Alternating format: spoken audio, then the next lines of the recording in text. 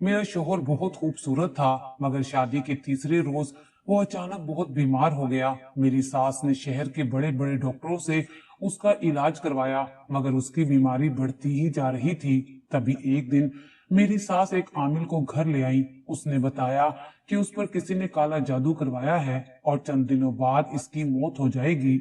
जब हालात खराब हुए तो मैं रेलवे स्टेशन पर मिट्टी के खिलौने बनाकर बेचने लगी। वहां एक किताबों की दुकान थी जो एक बूढ़ा आदमी चला रहा था। सब उससे सैयद कहते थे।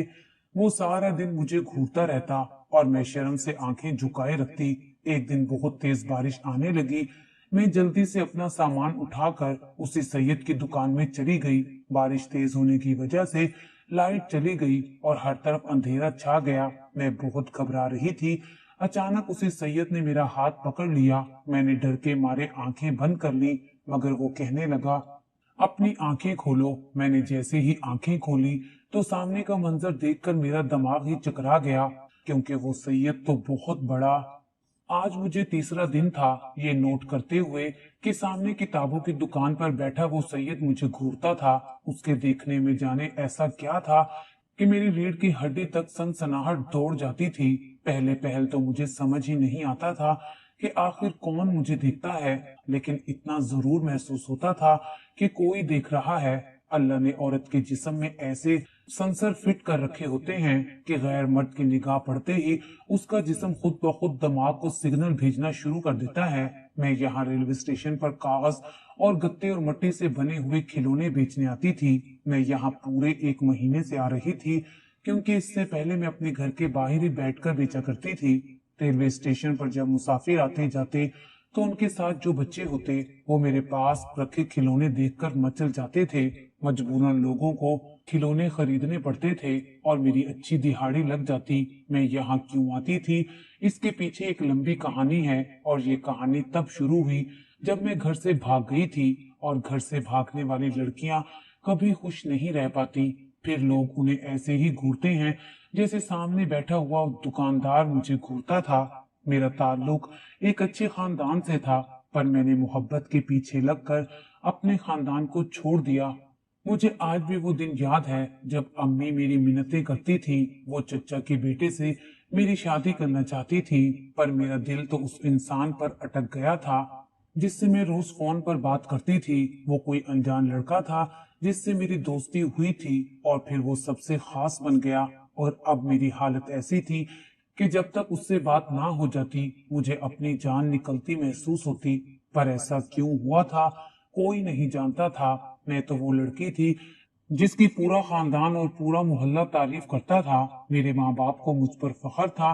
मैं 5 वक्त की नमाजी थी, मैं पर्दा करती थी और मैं मोहल्ले में किसी के घर नहीं आती जाती थी।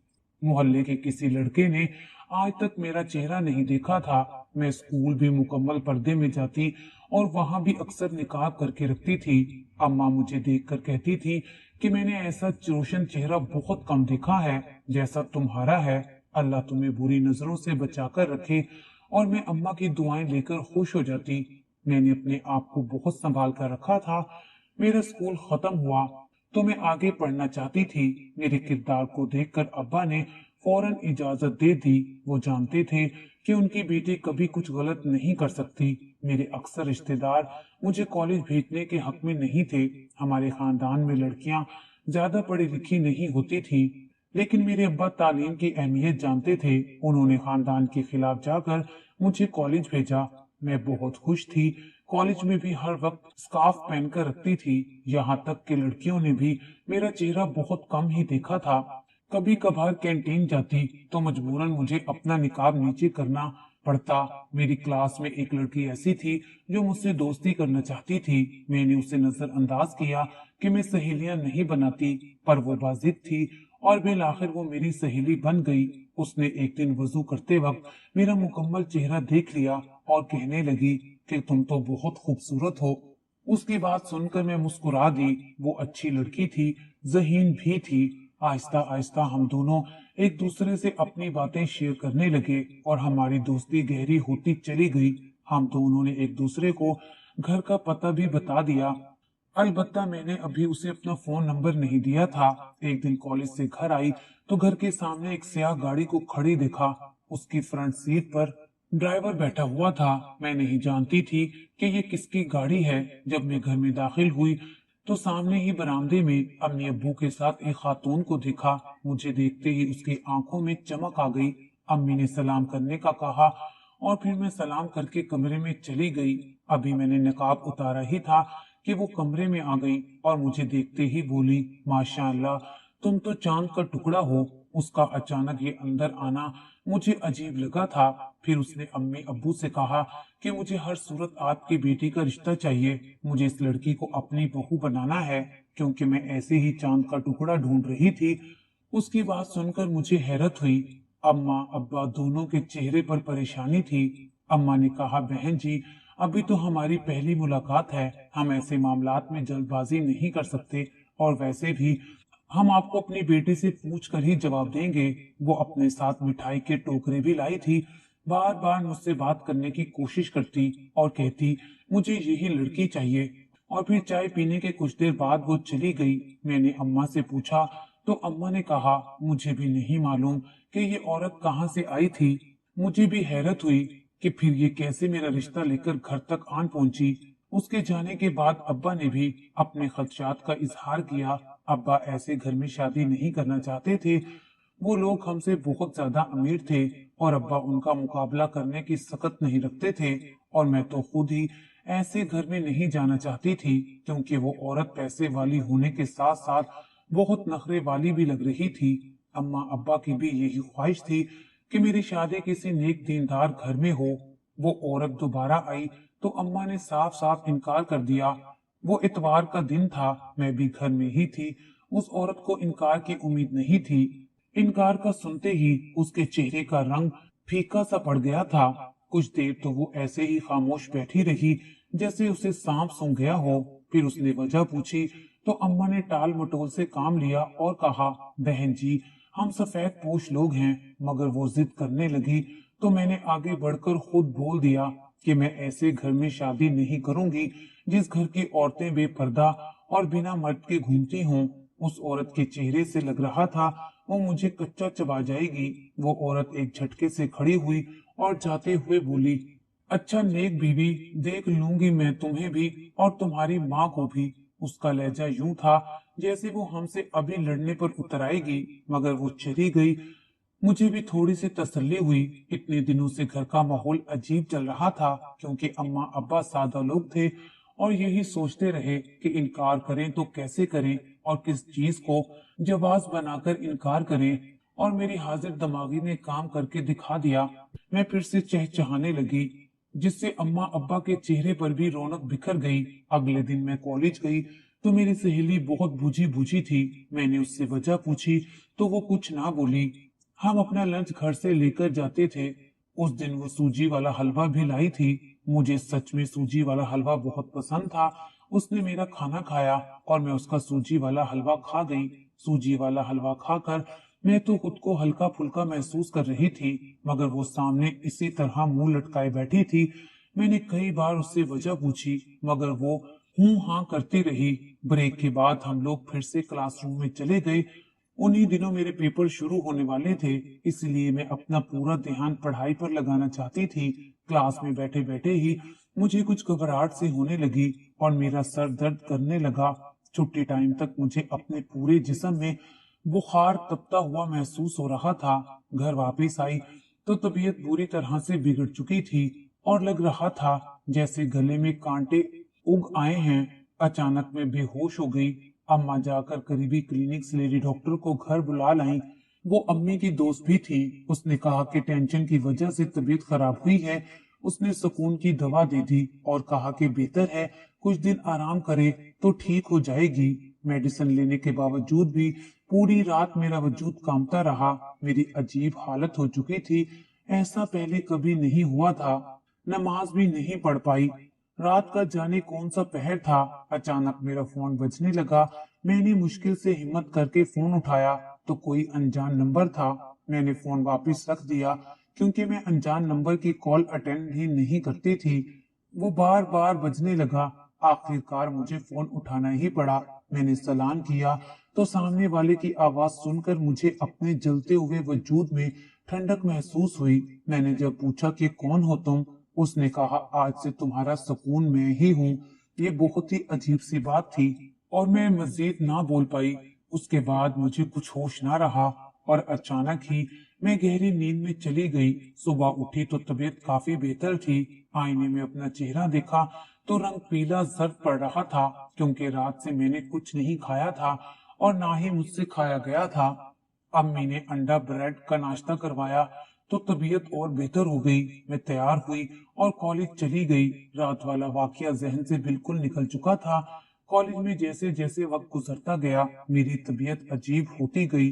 कभी कभी मुझे यूं महसूस होता जैसे मेरी जान किसी की मुट्ठी में हो। मेरे दिल पर एक अजीब सा बोझ था जो ना मैं किसी को समझा सकती थी और ना ही बता सकती थी। जैसे तैसे कॉलेज में दिन गुजरा और मैं घर वापस आई तो मुझे फिर से बुखार हो गया।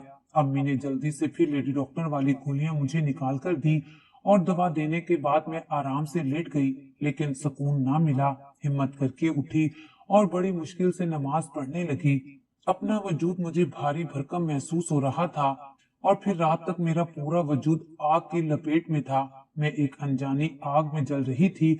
अम्मा अब्बा दोनों परेशान थे और फिर रात को अचानक उसी नंबर से दोबारा कॉल आई और मुझे पिछली रात वाला वाकया याद आ गया। मैंने जैसे ही फोन उठाया तो उस शख्स की आवाज सुनी तो मुझे अपने वजूद से तकलीफ खत्म होती महसूस हुई।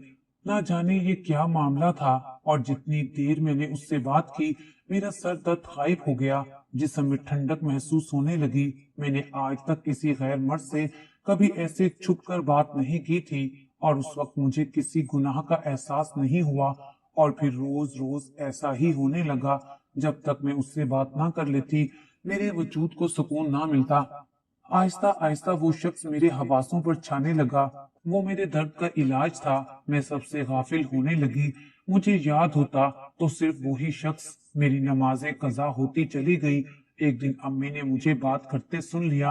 उन्होंने पूछा तो मैंने सब सच बता दिया। उस दिन अम्मा ने पहली बार मुझे बुरा भला कहा था। उनका मान टूट चुका था और फिर अम्मा ने अब्बा को कहकर एक हफ्ते के अंदर अंदर मेरा रिश्ता चचा के बेटे से तय कर दिया। मैं इनकार करती रही पर मेरी माँ मेरी मिन्नतें करने लगी। मुझे कुछ समझ नहीं आ रहा था कि मैं क्या करूं और क्या ना करूं। और फिर निकाह से एक दिन पहले मैंने अपना घर हमेशा हमेशा के लिए छोड़ दिया। किसी को पता ना चला। मेरा दिल तो जैसे पत्थर का हो चुका था। कोई यकीन नहीं कर सकता कि शरई पर्दा करने वाली एक घरेलू सी लड़की किसी के साथ भाग भी सकती है। पर मुझे तो अपना सुकून चाहिए था जो उस शख्स के पास था जिससे मैं बात करती थी। उस दिन मैंने ना अबाया पहना था और ना ही चादर। मुझ पर किसी पागल का गुमान होता था। मैं कैसे उस जगह पर पहुंची जहां मुझे उस लड़के ने बुलाया था मुझे कुछ याद नहीं। देखने में वो एक अच्छा नौजवान था। मुझे गाड़ी में बिठाकर अपने घर ले गया। उसका घर बंगले जैसा था। मैं अंदर गई तो सामने खड़ी औरत को देखकर मेरा दिमाग ही चकरा गया था। वो मुझे देखकर फीकी सी हंसी मुस्कुराई और कहा कि तुम तो खुद को बहुत नेक परवीन समझती थी और इसके पीछे जो लड़की खड़ी थी वो मेरी वही कॉलेज की सहेली थी। सब ने मिलकर जाने क्या खेल खेला था कि मैं यहाँ तक पहुंच गई। मेरा वजूद किसी अनदेखे पिंजरे में कैद था। 1 घंटे बाद मेरा निकाह हो गया जिसमें मेरी रजामंदी भी शामिल थी और मैं उस लड़के की बीवी बन गई। पहली रात ही उस लड़के ने मुझे अपनी मोहब्बत का यकीन दिलाया, मगर मुझे किसी चीज का होश ही कहाँ था। और फिर वो रात गुजर गई। जब सुबह उठी तो जैसे मैं होश में आ चुकी थी, पर तब तक सब खत्म हो चुका था। पानी सर से गुजर चुका था। मैं जैसे किसी खाक से जागी थी। मेरी सास ने मुझे बताया कि मेरे अब्बा रात को दिल का दौरा पड़ने से वफात पा चुके हैं, लेकिन मैं रो भी नहीं पाई। रात बस मैं आसमान की जानिब चेहरा किए देखती रही। सोचने समझने की मुकम्मल सलाहियत से मैं अब कासिर थी। और फिर शादी की तीसरी रात थी। मेरा शोहर अचानक ही बीमार पड़ गया। मेरी सास ने उसका बहुत इलाज करवाया लेकिन वो ठीक ना हुआ। मैं उसके साथ रो रही थी लेकिन वो आहिस्ता आहिस्ता कमजोर पड़ने लगा। जब कुछ काम ना आया तो मेरी सास एक दिन भागी भागी किसी आमिल के पास गई। दरअसल मेरी कॉलेज वाली दोस्त ने मेरी चुपके से तस्वीर बनाकर अपने भाई को दिखा दी थी। उसे मैं पसंद आ गई थी। उसने सिर्फ अपनी माँ को रिश्ते के लिए भेजा था, मगर मेरे इनकार पर मेरी सास से ये सब कुछ बर्दाश्त ना हुआ और उसने मुझ पर आमिल के जरिए जादू करवा दिया और वो तावीज मिला हलवा मुझे सहेली ने खिला दिया। मैंने कई बार अपने पड़ोसियों से ये बात सुन रखी थी कि काले जादू का तेज असर हमेशा मीठी चीज पर होता है, मगर उस वक्त मैं इन चीजों पर यकीन नहीं रखती थी। उस औरत ने जादू और ताबीजों के जरिए ही मुझे अपने काबू में किया था। अब तो मैं उनके घर तक पहुंच गई थी, पर मेरे वजूद से वो जादू मेरे शोहर के अंदर दाखिल हो गया था और मेरे शोहर पर उसके बहुत बुरे असरात पड़े थे।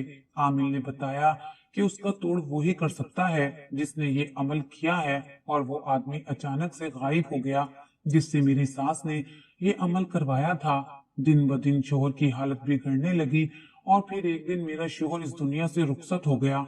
मुझे जरा बराबर भी दुख नहीं हुआ था, क्योंकि मैं हकीकत में उससे मोहब्बत ही नहीं करती थी। ये जादू था जो मुझे उस तक लाया था। सास रोती रही और अब कुछ नहीं हो सकता था।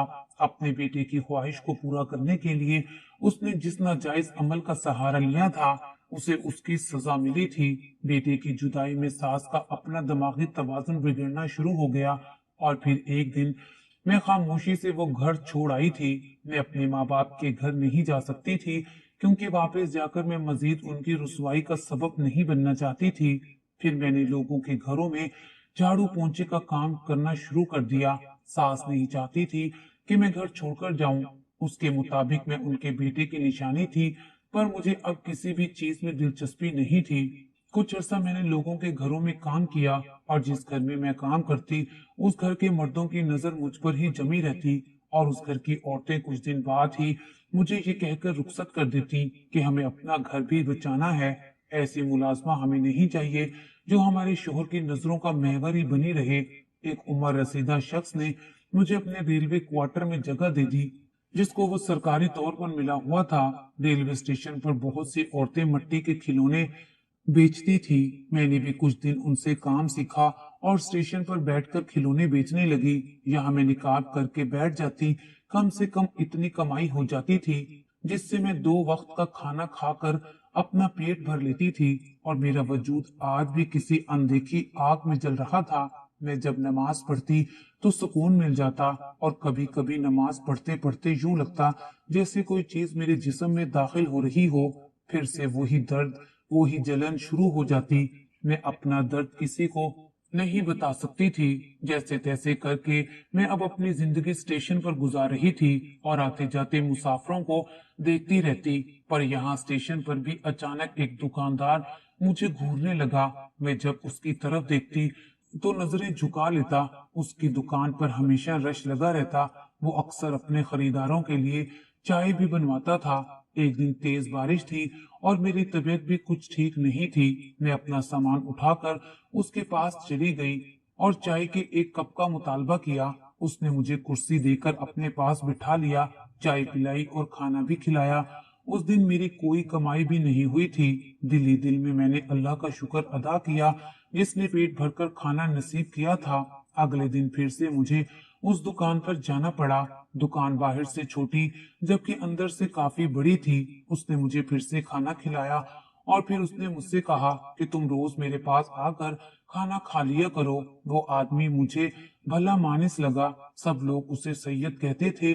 मैं उसके पास जाने लगी तो मैंने उसकी दुकानदारी का राज पूछा, क्योंकि उसकी दुकान पर हर वक्त रश होता था। वो कहने लगा, अच्छा मगरिब होने का इंतजार करो, तब तक थोड़ा रश कम हो जाएगा। मगरिब की नमाज पढ़कर मैं फिर से उसके पास बैठ गई। उसने मुझे अपनी ऐनक उतार कर दी और कहा कि इसे पहनकर देखो।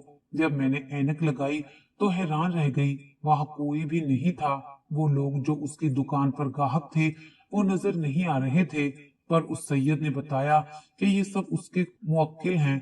उसने कहा कि मैंने एक दिन एक बुजुर्ग की मदद की थी। उसने बदले में मुझे अपना इल्म और अपनी दोस्ती से नवाजा था। इन मोकलात को खाना खिलाना मेरी जिम्मेदारी है और मैं लोगों की मदद करता हूँ। जब से तुम्हें देखा है मैं सब समझ गया था कि तुम किसी मुसीबत में गिरफ्तार हो। मैं तुम्हारा इलाज करूंगा। और फिर वाकई उस सैयदजादे ने अपने नूरी इल्म से मेरा इलाज किया। मैं आहिस्ता आहिस्ता ठीक होने लगी। सैयद ने कहा कि तुमने जरूर नेक अमाल किए हैं, तुम्हारी रूह बहुत पाकीज़ा है, तभी तुम बची हुई हो, वरना जैसा इल्म तुम पर किया गया था तुम कब की मर चुकी होती। ये तुम्हारी पहले की गई इबादत ने तुम्हें महफूज रखा। मेरे वजूद से भारीपन हट चुका था, वो जलन आहिस्ता आहिस्ता खत्म हो गई थी। और फिर एक दिन अचानक वो सैयद बीमार पड़ गया। मैंने दिल से उसकी खिदमत की, डॉक्टरों को बुलाया, पर वो ठीक ना हो पाया। उसने कहा कि मैं तुम्हें अपना नूरी इल्म देता हूँ, मैं जानता हूँ मैं अब मजीद नहीं जी सकता, मेरा वक्त पूरा होने वाला है और मैं चाहता हूँ कि तुम इस इल्म से लोगों की मदद करो। मैं इनकार करना चाहती थी, पर उस शख्स ने मुझे तकलीफ से निकाला था। वो मेरा मोहसिन था। चुनाचा मैंने उसकी बात मान ली। उसके कहने पर मैं उसे अपने माँ बाप के घर ले आई। मेरी माँ मुझसे लिपट कर खूब रोई। उन्हें सच्चाई का पता चल चुका था। सैयदजादे ने अपनी सारी दुकानदारी मेरे नाम कर दी कि तुम हमेशा गरीबों की मदद करना, तभी ये दौलत बची रहेगी। और फिर उसने मुझे अपना इल्म सिखाया। और फिर चंद दिन बाद वो सैयद इस दुनिया से रुखसत हो गया। उसके चेहरे पर बहुत नूर था और फिर उसकी जगह मैंने संभाल ली। इतनी दौलत होने के बावजूद मैं उसी किताबों की दुकान को चलाने लगी।